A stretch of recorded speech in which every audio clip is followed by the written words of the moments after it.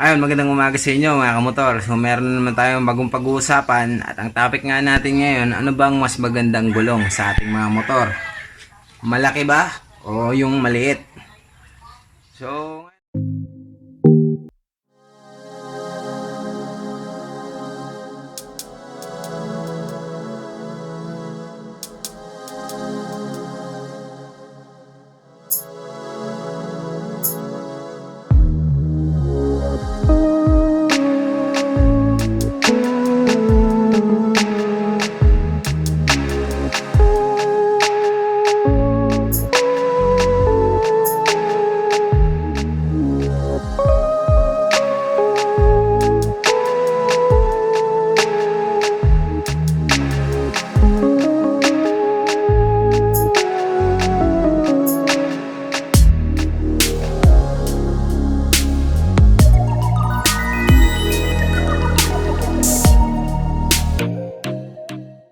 ngayon mga kamotor, merong mga factors kung anong dapat natin gamitin para sa ating mga motor.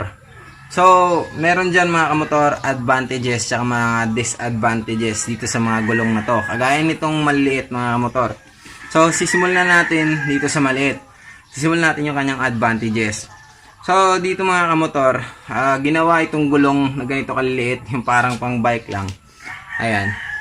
So, ang purpose nito kasi mga kamotor, para sa acceleration tsaka sa top speed. So eto mga kamotor, ginagamit ito for drag racing na mga gulong. So dati ganito yung mga gulong na ginagamit ko, kaso nga yun nga for drag racing lang ito. Tsaka ito rin, ito yung mga ginagamit for tie look na mga motor na nausong concept ngayon sa ating mga motor. So ang advantages nga nito mga kamotor, mapabilis nito ang iyong motor dahil sa gaan nito at sa kanyang grip din mga kamotor. Pero nga mga kamotor, yung disadvantages naman nito mga kamotor, hindi ito pwede sa mga malulubak na kalsada at saka hindi rin siya pwede sa mga maraming kurbada na kalsada mga kamotor. So kung makikita nyo mga kamotor, ano, sa mga Thailand maraming mga ganito kaliit na gulong sila kasi yung kalsada nila doon mga kamotor walang masyadong lubak, hindi gaya dito sa atin sa Pilipinas, lalong lalo na kung nakatira ka sa mga baryo-baryo lang. So ayun, yung mga ilang disadvantages nito mga kamotor, advantages naman dito para sa ating mga malalaking gulong.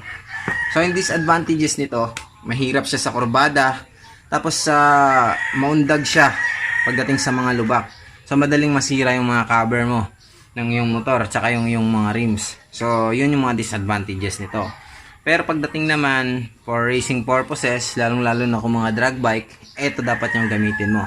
Swallow, ayan, brand nito Swallow mga motor. So marami namang magandang brands dyan na for drag racing talaga, pero maganda din naman tong brand na Swallow. So makapal pa nga ito mga motor, pero hindi ka na ginagamit kasi nga palit na tayo, malalaking gulong. So yung iba nito kinabit natin doon sa ating Yamaha L2GF.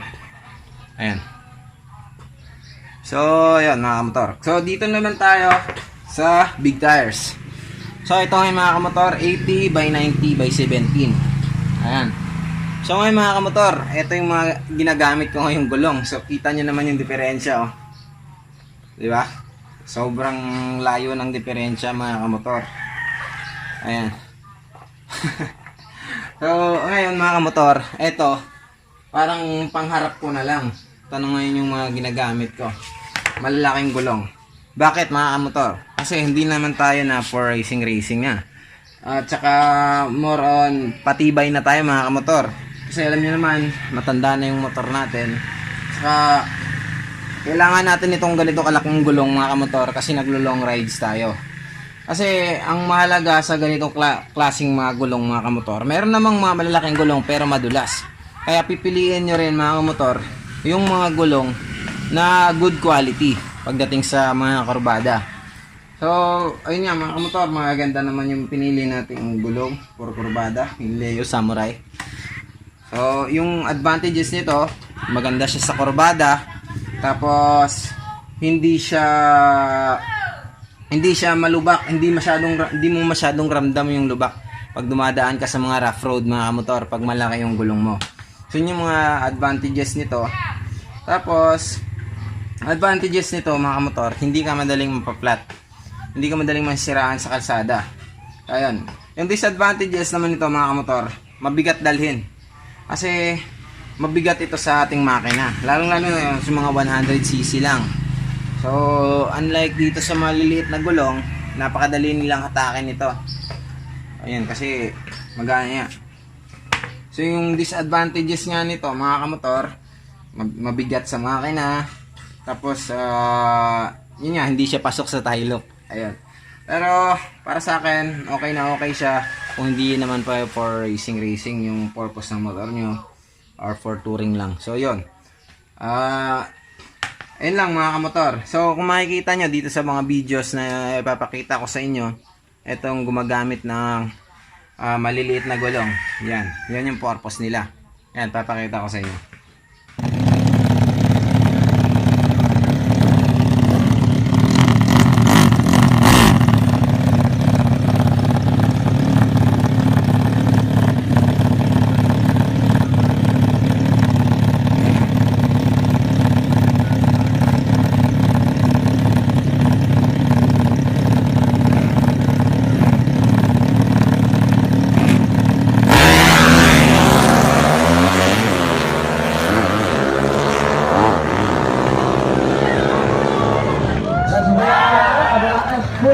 Daripada Alif Rendra Army Motorsport Sarawak.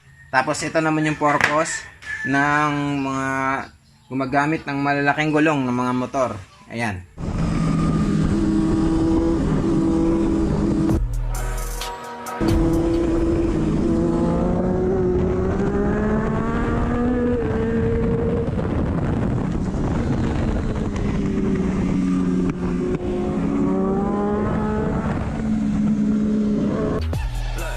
Hold up, wait a minute, please. Flow switching, I got ADD. Brain scatters when you play the beat. It don't matter what you say to me.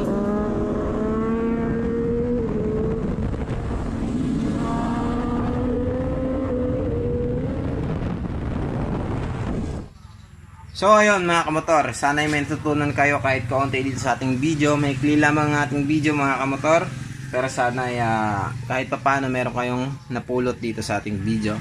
So ayun, huwag nyo kalimutan mga kamotor, pa-share, like, and subscribe mga kamotor. So na lang din sa akin nagpa-consuelo para gumawa pa tayo ng maraming video. So ayun lang mga kamotor, shoutout sa inyong lahat, ride safe and ride in peace. Marami pa kayong abang video sa akin, kaya manood lang kayo at abangan nyo pa ang aking mga susunod na videos.